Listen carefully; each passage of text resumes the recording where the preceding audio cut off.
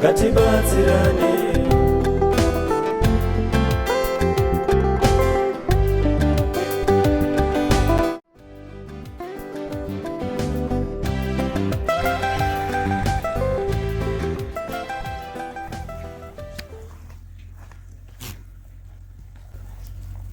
Hello, good morning, good people. This is Kuda from Taniwa. We're talking goats this morning, and the winter is upon us. You see, I'm all covered up, wearing longs and all. The winter is upon us. It is cold, but it's not just the change in the weather that a goat farmer should be worried about in the morning or during the winter. You've also got a change in the quality of the feed and the pasture that is available. And what that means is that you've got low protein in the grasses. Our pastures are basically sour pastures. We're in marsh waste, banket, and it tends to deteriorate very quickly. The type of grasses that we have on this side, we tend to deteriorate very quickly during the winter or as we get into the dry season. Our dry season starts from about March, April, right through to about October. And the farmer should then be worried about the quality of the feed and the pasture that his animals are getting. So I'd like to talk about these two blocks. We've got a salt block that is there. This one again is a salt block, and then we've also got a protein block that is there. They're two different blocks, and most farmers will just buy a block without really catering to what each block is meant to provide their goats with. In the winter, in the dry season, you'd rather go with the protein block, like the brown ones that is there. For goats, you normally find a grain block. A block that is urea is not a very ideal block, so it's quite different from a block that you buy for cattle. You need to find a goat specific or a game block. Usually it doesn't have urea. It's got a bit of protein, so you're just supplementing your protein because of the low protein in your grass. A basic salt block, like the white blocks that you have there, which is basically a salt lick, has a high phosphorus content, which is very ideal for the rain season. So the difference is that in your rain season you'd rather go with the salt block or the whitish sort of block that you find on the market, simply because your phosphorus levels decline rapidly during the wet season. And then in your drier season you go with a game block, the brown sort of block, because it has protein. What has happened with us is that we've had a salt block in the crow throughout the rain season, and we haven't had a reason to take it out, simply because there is no harm in having both blocks.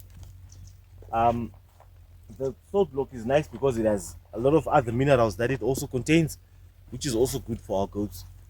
It then provides a balance in all the trace elements that are missing. We've grown quite a bit from the last video that we shared. We now have 21 females, so that means our May target would have been 20 goats. Today is the 30th of May, and now we are on 21 females, which means we are one goat ahead of schedule. Remember, we're just buying one goat per month. We're just buying 5 goats per month, and that's our target. And the journey so far has given us about 21 doors, and we're adding until we get to about maybe 50 Mashona, and then we start thinking improving the genetics. We've got 15 confirmed pregnancies in the herd, so we're excited about that. Most of the goats will give us kids between August and October, but it looks like most of them are in September.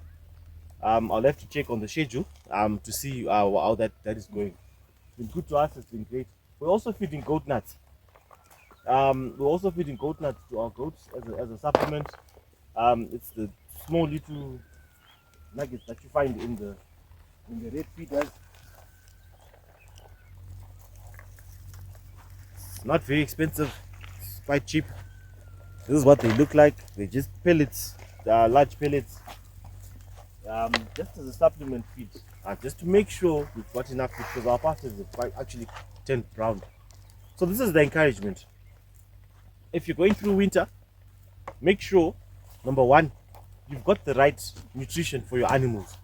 Make sure you have a protein supplement, because protein supplies decline rapidly.